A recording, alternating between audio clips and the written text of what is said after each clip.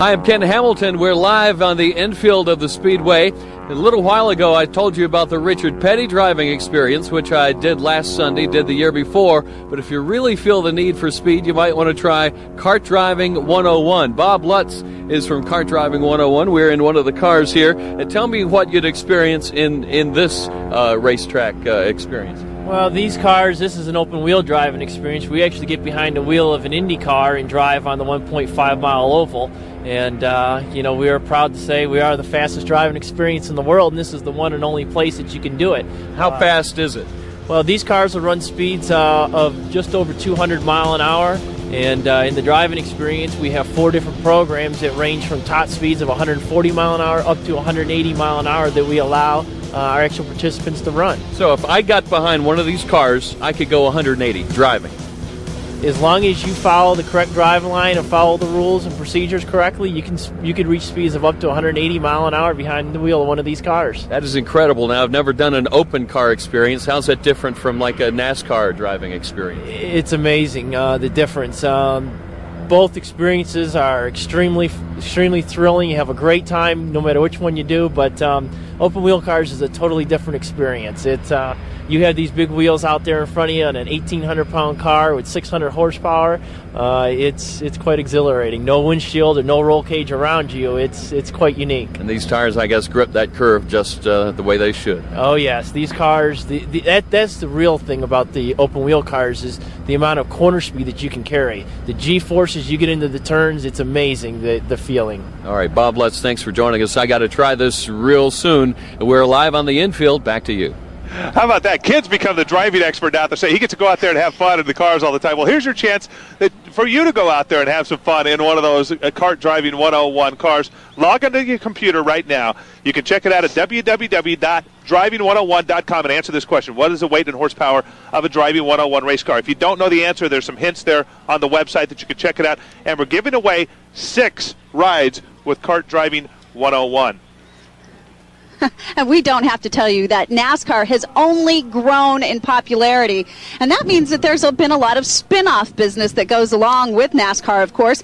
And no one has to tell a local guy any of that because this local artist is cashing in on the craze and giving the drivers a personal touch. That's when we come back. Well, we are about 15 minutes away from the scheduled start of the race. You see the cars out there getting ready to line up to get ready to roar. 43 of them around this mile-and-a-half oval at the Las Vegas Motor Speedway. Good news, we do have some blue skies to the east of us, and the wind is blowing in the direction going northwest. So I'm the weather guy, but it's a little cold, a little chilly, but it looks optimistic at this point. We have a lot to tell you about. With locally, you've got a lot of NASCAR businesses cropping up here in Las Vegas. You certainly do, and there's a local guy who's really reaping the benefits of his specialized talent and the monster that is racing. Maybe you know the name, but wouldn't necessarily recognize the face unless it's peering out from one of these. A driver's helmet is part of his persona. They start out as, sketches that we work with the drivers. Every driver, we try to accommodate their what do you want to say, attitude, I guess. You know, some drivers like them really wild, some like them conservative. And when you come up with a new design for them, we pencil them out and put the color in them and send them copies and let them make notations or changes of what needs to be done. Jason Beam is Beam Designs, a booming business of nothing but personalized helmets. A career Jason said he'd never get into. A hobby that turned into a business, something that was fun that I thought, hey, I'll just paint a couple helmets for some extra money here and there, and it ended up being now I have to. Jason's dad, Bob Beam, retired from a custom painting business and is now working part-time for his son. He helps with the meticulous prep work, but the paint jobs and many of the designs are all Jason's. 95% of the time, they give me the specific colors, give me a couple ideas, tell me what sponsors have to be on there, and the right ways, right colors, and I just go for it. Dave Blaney. The Amico, Winston Cut, there's Robbie Gordon's again. And a lot of these drivers are real picky about the quality, the edges your lines need to meet. Some drivers will pull out a tape measure at the track and measure your lines. Robbie Gordon is one of Jason's favorite drivers. He gets very involved in the design process. Bobby Labonte is another driver who relies on Jason's creativity and gives him license to paint. The ones that are unique and different that I can kind of do my own thing with, that's what keeps it going for me. Not all of the helmets will be worn by the drivers. Some are collectors, replicas that go to sponsors. But his drivers are top priority. A lot of them wait till the last minute. Drivers will be calling here a week before Daytona. Hey, did you get my helmet done yet? Whoops. Yeah. Oh, which one were you again? Jason paints about 10 helmets per week. He charges $300 to $1,200 depending on the number of colors, the intricacy of the design, and his reward, the Beam trademark, subtly painted for all to see. Just the opportunity with the money that's involved with NASCAR for me to get to put my name on the helmet, that's really valuable for me. And Jason has as much work as he can possibly handle. He doesn't expect business or, of course, NASCAR racing to slow down anytime soon.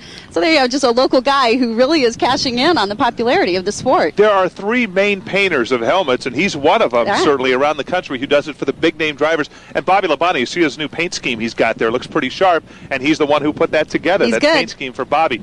Okay, let's go to Kathy Ray now down on the Midway with the latest. Kathy. I am live in the Midway, and if you take a look around me here, the crowds have thinned out considerably. We are only a few minutes away from the start of the race, and everybody really right now is focused on getting in there, getting their seats. People still in great moods, people going by, waving. I've met folks today from Nebraska, Iowa, Oregon, San Diego. People are here from all over the country. They're not disappointed at all. One person I spoke with was here last year. They called last year a disaster. They think this year it's going tremendously. So that is good news here at the Las Vegas Motor Speedway for this terrific race.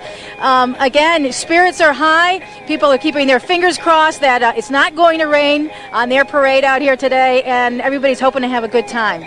Ron, Robin? Okay, thank you, Kathy. It is a little bit chilly up top where we're at, high above the Las Vegas Motor Speedway. All right, we've already heard the singing of the national anthem. The Thunderbirds have gone by. So all we really need to know now is how the weather is going to be. We'll have that when we come back.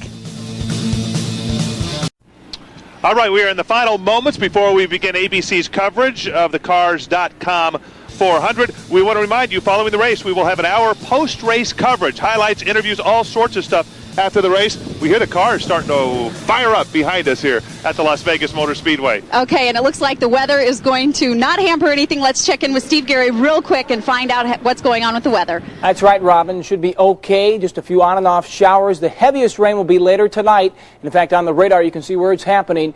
Down to the south and west of us in the Los Angeles Basin, a new wave of rain will be coming on in later tonight into the Vegas Valley.